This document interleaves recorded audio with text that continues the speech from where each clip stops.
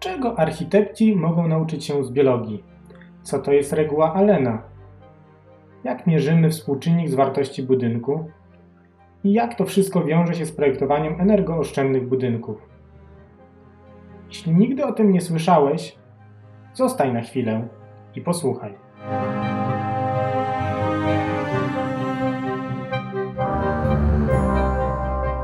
Na początku tego roku przeczytałem książkę Billa Brysona Ciało. Instrukcja użytkownika. To tam po raz pierwszy napotkałem wspomnienie o regule Allena. Zorientowałem się, że o podobnej zasadzie słyszałem kilka lat temu podczas kursu odnośnie projektowania budynków pasywnych. Chociaż ta zasada była tam wymieniona pod zupełnie inną nazwą. Zacząłem się zastanawiać, czy te reguły są jakoś powiązane. Bryson w swojej książce wspomina prawo powierzchni. Oznacza to, że wraz ze wzrostem objętości powierzchnia względna maleje. W naturze przekłada się to na fakt, że mniejsze zwierzęta muszą zużyć dużo więcej energii na to, żeby utrzymać ciepło swojego ciała. Dla przykładu, mysz musi codziennie spożyć ilość pokarmu równą około 50% masy swojego ciała, podczas gdy człowiekowi wystarczy zaledwie 2% do tego, aby utrzymać odpowiedni bilans energetyczny.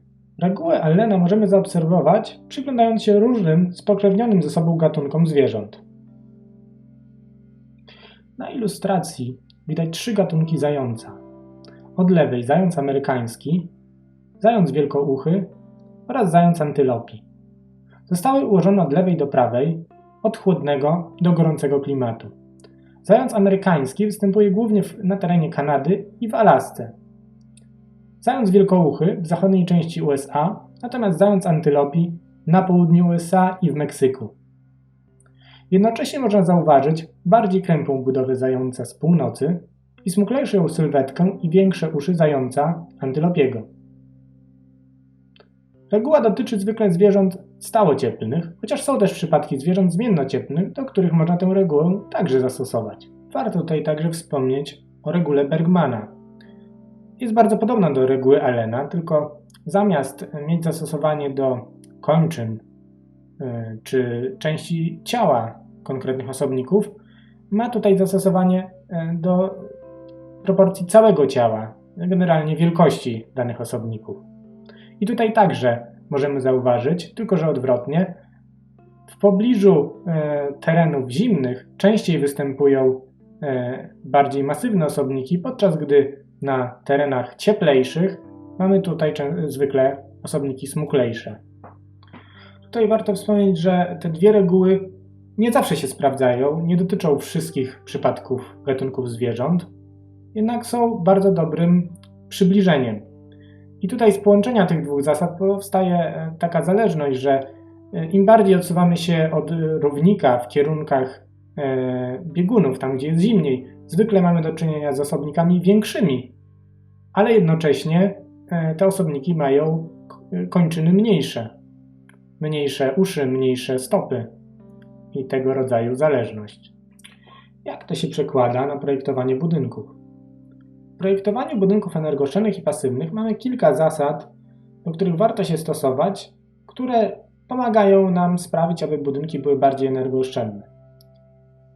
Jedną z takich zasad jest właśnie zasada tego, że budynki powinny być jak najbardziej zwarte.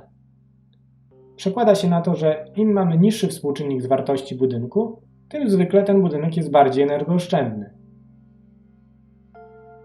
Co to jest więc ten współczynnik zwartości i jak go obliczyć? Jest to stosunek powierzchni zewnętrznej, oznaczonej tutaj literami SA, do objętości danej bryły, oznaczonej tutaj literą V.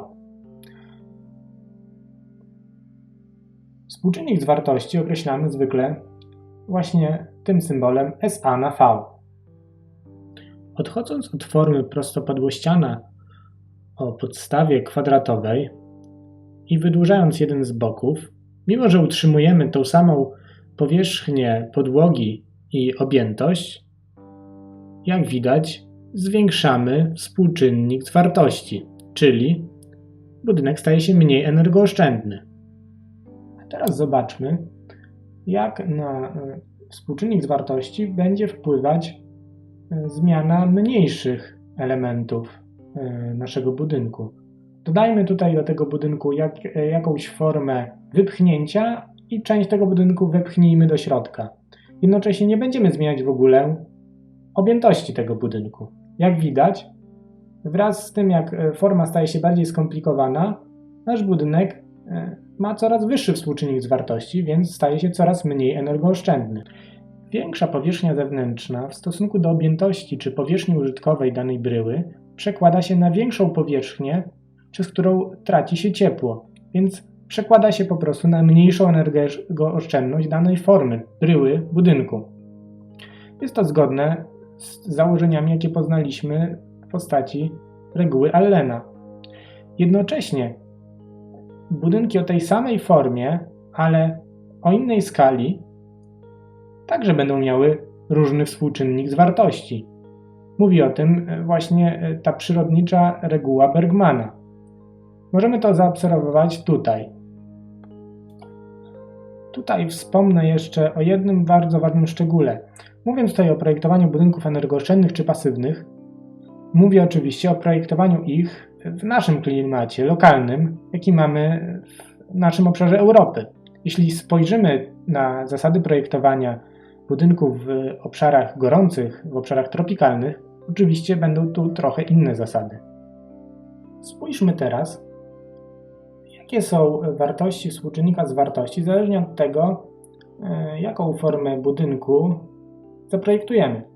Ta ilustracja pokazuje różne formy budynków mieszkalnych i prezentuje także szacunkową wartość współczynnika zwartości dla tych form.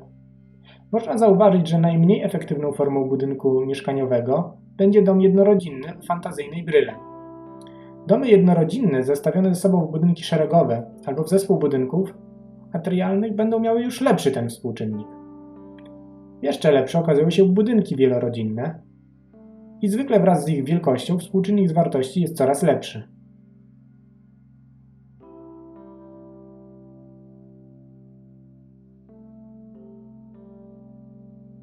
Podsumowując, jak widać, biologia może dostarczyć nam ciekawych inspiracji odnośnie tego, jak projektować budynki energooszczędne.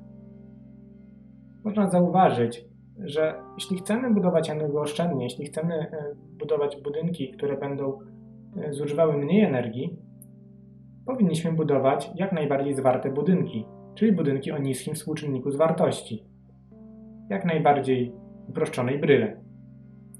Jednocześnie, jeśli mamy do budowania na przykład kilka budynków, to lepiej zamiast budować je oddzielnie, połączyć je ze sobą. W ten sposób także zredukujemy ich wspólny współczynnik zwartości. Jeśli zainteresowały Cię takie ciekawostki ze świata nauki i architektury, zapraszam do zasubskrybowania i zapraszam na kolejne odcinki.